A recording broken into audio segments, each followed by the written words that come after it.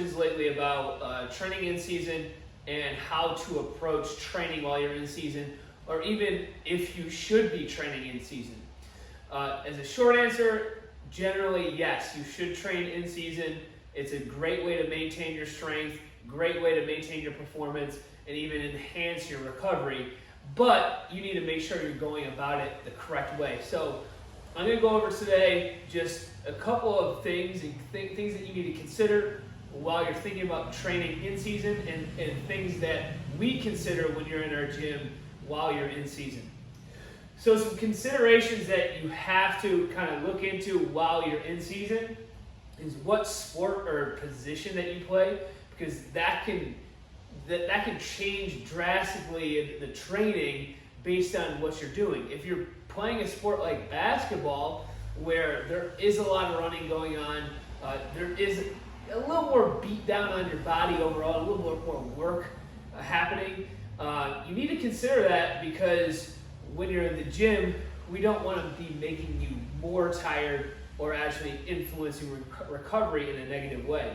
But if you go over to the other side of it, like baseball, where there might not be necessarily that much running, especially if you play a position like a pitcher, where maybe you're only playing once a week, you're throwing once a week, you could probably do a lot more strength training for that end of the sport versus something like basketball. So you have to consider what energy demands are taking place while you're in season, and what you could afford to do in the weight room and still get positive results. So at the end of the day, we want positive results and positive adaptation. So you need to consider what sport that they're playing. Generally, a more endurance-based sport like basketball, soccer, or lacrosse, you need to back off a little bit with overall volume, which we'll go into later. But a sport more like baseball, where you may not be as fatigued on a day-to-day basis, you may actually be able to increase your strength and increase your performance during the season. But that's just something that you have to consider, and from a coaching standpoint, that's where we kind of make a judgment call.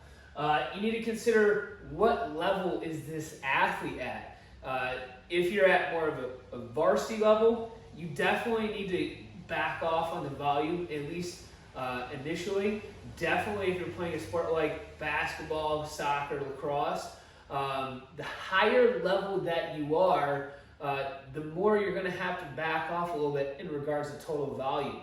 Now, if there's something like junior varsity or even modified, you may actually be able to get away with just kind of training normally.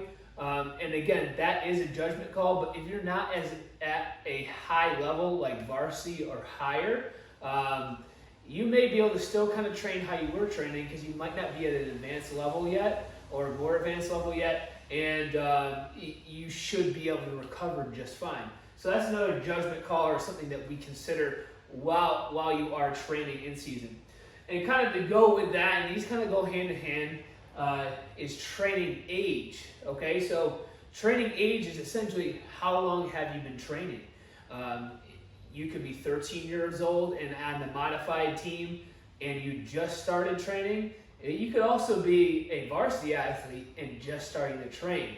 So if your training age is a little bit lower, chances are also your progression is lower as well, and you're not doing as much advanced technique. So if you are at a younger training age and you are a little raw, as we like to say, like just kind of beginner stage, you may still be able to kind of train normally, and you're going to be able to recover just fine. If you are more advanced and you can demonstrate advanced strength and advanced performance in the gym, which would be more considered a general physical preparation, we're going to back off more. We don't have to go as heavy on things to maintain your strength. So again, that's also a judgment call on our end, how advanced you are, and that will determine how much we back off. So generally, we try to just bring you back down to a lower progression anyways, and if you are already at a lower progression, we don't necessarily need to go lower. And then just other stressors in your life that you got to consider is schoolwork, what time you had your practice, and how much sleep you're getting. This is all going to influence recovery. So what we like to do when our athletes come in, on our sheet, we have a couple questions that we ask them. How much sleep did you get last night? And when was your last meal or last time that you ate? And then we measure a grip strength on a grip meter. And that's a really good indicator of overall how recovered you are. If your grip is a lot lower, there's a lot of studies that show that you may not be as recovered. So guess what? Today, we're really backing off. We're not going to go as hard if that grip's down. If your sheet says that you got 4 hours of sleep last night, we're going to back off. We want to make sure you recover. If you haven't eaten in 5 hours, we're going to back off. We're going to make sure that you recover. So these are just all things that we have to look at and we have to consider. So now we're just going to go into the benefits and the goals of in-season training, which is essentially maintenance of strength and performance. Over time, while you're in season, if you started strength training and then you stopped while you're in season, what you're going to see is your strength lowering and also your performance decreasing as you go into the season, because you're walking into the season and you're pretty fresh versus halfway down the road towards the end of the season, you're not so fresh. You're banged up, you're beat up, maybe you have a couple of naggy injuries that you're dealing with. Things are going to start to kind of go on the decline, and that's why you see more injuries towards the end of the season. So our goal is really we just want to maintain your strength, we want to maintain your performance, and it doesn't take as much work as you would think, or it doesn't take as much work to build up that strength and build up that muscle as it does to maintain it. You just have to stimulate it, and that's something that we'll go into about in-season training.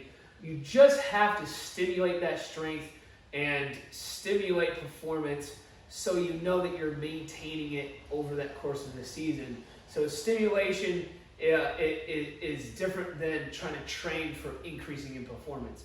So now if you are able to maintain that strength and performance throughout the whole season, you're starting your off-season training afterwards at a higher level than you would have if you just stopped training. So if I stop training and through the season I decrease my performance and I decrease my strength, maybe my overall level of performance is down here, versus if I'm able to maintain it throughout the entire season and stay healthy, I'm starting up here. So my potential next year to be at an even higher level is higher because I'm starting my off season at a much higher, more advanced level versus if I stop training. And then on top of that, we're just trying to enhance recovery. So we're not trying to tire you out. We're not trying to beat up our athletes. One thing that I like to tell them is when you leave the gym after a workout while you're in season, you should be feeling better than when you came in. So if you came in after practice and you're a little banged up, you're a little beat up, you're tired, you're fatigued, we want you walking out of the gym feeling a little bit better. And that's just going to overall help with recovery. So that's also going to kind of lead into how we approach it, which is stimulate but not fatigue. And that's how you're going to really get that feeling of walking out of the gym and feeling better than when you came in. And that also might include maybe we back off and we do more mobility work, stretching work, and breathing work to get you feeling that way. So we just kind of gonna have to take the athlete as they are, as they come in, and consider that, and not necessarily have to be married to what's on the program or what's on the sheet. So going into how to train while you're in season, here's just a couple of things that we abide by, or we generally look at when we're programming for our athletes in season. And again, we got to look at our benefits and our goals of in-season training in order to say, okay, how are we going to do this? So as we go into in-season training, we like to decrease the load by 30 to 50%. And that's going to be dependent on the considerations up here, which would be what level you are, what sport you play, what position you play. Because for certain positions, and I'll use a baseball pitcher for example, it might even be closer to just decreasing by 20%, or maybe not even decreasing at all, because we're able to do that, because you're just pitching or throwing once a week in a game setting. We can kind of program and plan everything out way better versus if you're playing 3 to 4 times a week. With basketball, for example, we're probably going to be more on the end of decreasing up to 50% because you already have all this workload going on for you. And the next thing that I already referred to was stop before fatigue. We want to stimulate, not fatigue. So an example of that would be, let's say you have a main lift, for example, let's call it a trap bar deadlift. And maybe while you're off season, it looks something like 5 sets of 5. And 2 to 3 of those sets of the 5 sets of 5 are fairly challenging. So maybe by set 3 or set 4, we're hitting a weight that you could call heavy, okay? That might flip over to something more like 3 sets of 3, but we're operating in a weight in which you would use for 5. So we're decreasing the overall percentage in that rep range, and maybe in that 3 sets of 3, the third set is the only set that is somewhat challenging, and we're still kind of abiding by, we're decreasing by 30 to 50%. So we're just stimulating that strength. We're not looking to fatigue. You shouldn't feel any sort of central nervous system fatigue. So almost like afterwards you're like, oh man, that was tough. We don't want that. We just want to stimulate, and that's going to do a great job of just maintaining your strength overall. Strength can really be maintained by 1 or 2 sessions a month in which you actually challenge strength. So we got to just kind of consider that while we are training. And then on top of that, maybe you have 4 or 5 circuits while you're off season. That's going to flip over to more like 2, maybe 3 circuits while you're in season. And then kind of going off of what does your workout look like overall as far as time goes? You don't have a lot of time because you're in season. You got a lot of stuff going on. We already want to decrease that work volume by 30 to 50%. Now, I generally like our in-season athletes to be here 30 to 50 minutes, and that's going to be totally dependent on how many times I'm actually going to see them throughout the course of the week. I am a fan of frequency.